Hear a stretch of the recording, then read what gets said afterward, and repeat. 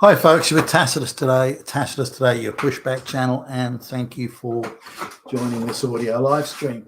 In this essay, I'd like to talk about the propaganda that the globalists invariably put out whenever President Trump does something they don't like. They try and counter it, particularly with pathos propaganda, and particularly around illegal aliens, deportations, the wider issue of mass migration from the third world, and so on.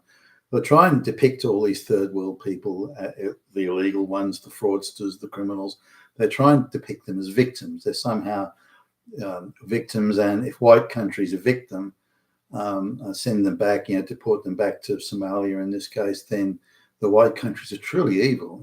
Beyond this, it makes Hitler look like a choir boy here. Doing this, and references to Nazi and fascist swastika and Holocaust obviously get put, injected into these stories. Now they're short on fact and big on emotion, which is you'd expect, but it's a very coordinated propaganda campaign that even in Australia we get inundated with these things, even though there's very little, if any, relevance to the US Somali situation and the big frauds there, or maybe there is. So, wherever Somalis are in Australia are always trouble areas. So I think there's a common factor, at least from that side of it. So just looking at these articles now, they begin. The propaganda stuff is so obvious. Muhammad cries because he knows he has to go back to Somalia, and this is because of Trump's immigration policies, calling these people garbage, and like Hitler used to say, and that's how they go. So okay, we're in for a heavy serve of propaganda here. Now they do concede in the article that Muhammad arrived illegally into the US. That's sort of 5 or 6 words or something like that. But they'll quickly pivot to sort of put that to one side. Well, so what if he arrived illegally? He's undocumented. So what if he arrived undocumented? It has been Muhammad's dream, his dream since childhood to come to the United States. And he always wanted to be a rocket scientist. That was his dream. He dreamed it. And his dream is being stolen personally by Donald Trump. The Nazi is taking Muhammad's dream from him. Now, Muhammad's got an IQ of 70 or something like that, and he's been in the US for 12 years. But all he's ever able to do is, and again, he's illegal. But all he's ever done is clean toilets. So that's probably not the launching pad to be a rocket scientist. But nonetheless, he's barely literate in English, and he hangs out in the Somali community of Minnesota, and but nonetheless, he's been found and deported. Now, it's very big. Constantly come back to, but it's Muhammad's dream. He dreamed of this. Why has he been denied his dreams? Do you want your dreams stolen from you by Nazis?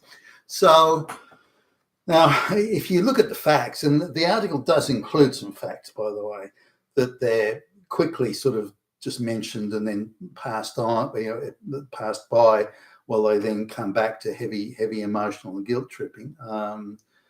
The facts are there if you're prepared to sort of sift through it and read it carefully. If you just read the headings and the paragraph sort of opening sentences, you wouldn't pick it up. They're typically putting it at the end of a paragraph where you wouldn't notice it, or most people wouldn't unless they read the article carefully. So here's the actual facts. I got another couple by doing a little bit of online searching, but the Muhammad, when he was like 22, he's already married with 3 children. Muhammad decides that he's going to leave his family behind because it's just so dangerous. It's incredibly dangerous. So you leave a woman and 3 young children behind because it's incredibly dangerous. Okay, all right, let's run with that. Let's run with that claim. So he then goes around looking for asylum and places to stay, and ends up staying in some United Nations refugee camps, this sort of stuff, where he should have stayed and then gone back to Somalia.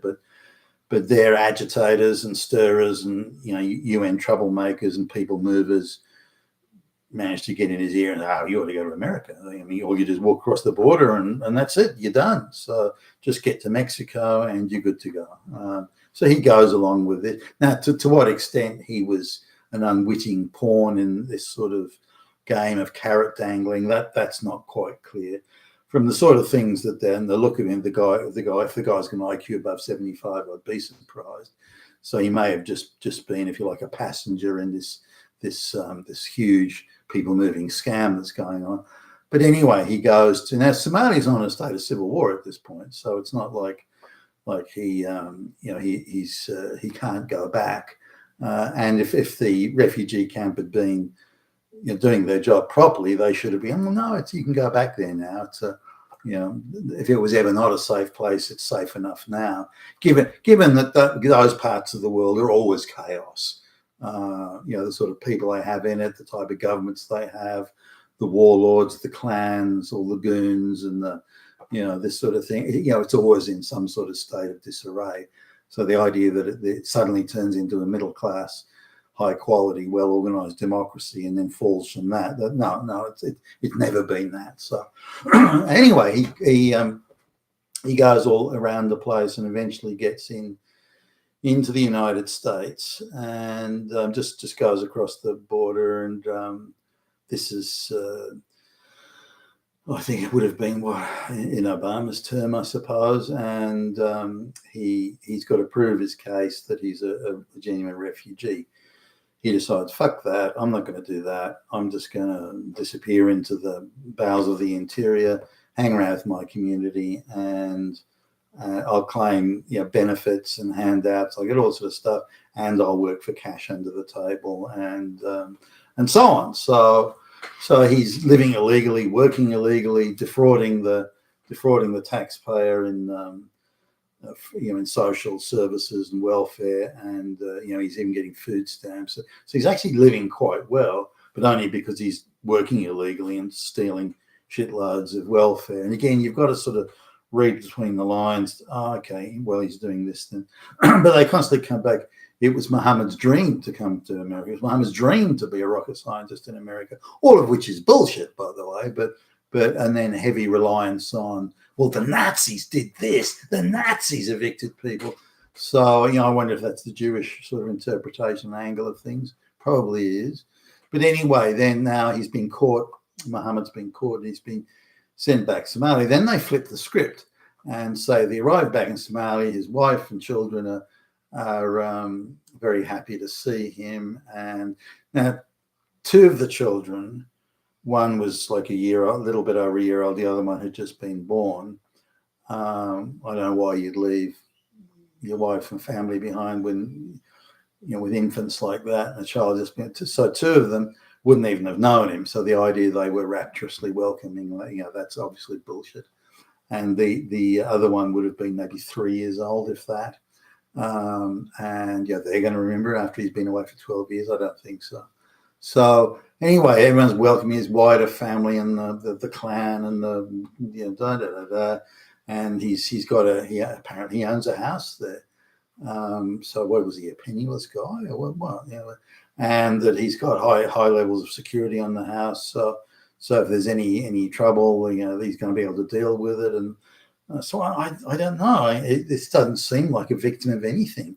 And again, why would you leave your wife and children behind? You know, they're the first to leave if the place is dangerous. So a lot of things don't add up, but you have to read the article carefully. But on the essence of a propaganda article, Muhammad's he's a great guy. He only wanted a better life, and he always dreamed of going to America. He's a dreamer. Dreams. And these are the, you know, facts. Fuck the facts. It's the dreams. So he's always dreamed of going. He's dreamed of the rocket scientist.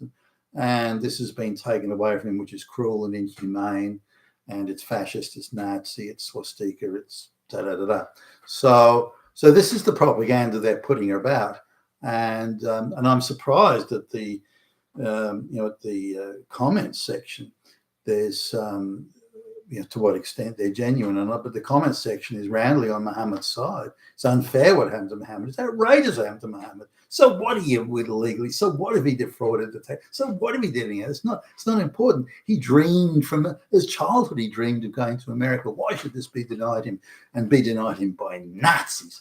So this is pretty much the propaganda messaging that's going out there. Again, very well coordinated, tightly coordinated, but there it is. And they're completely unprepared to say, well, what about all this fraud? I mean, look at all these people that are there illegally. It was only a temporary visa anyway. While shouldn't they all go back? No. And any idea or talk of that is all Hitler talk. It's insane. It's crazy. But there you are. You're being with Tacitus today at your Pushback channel, and thank you for listening.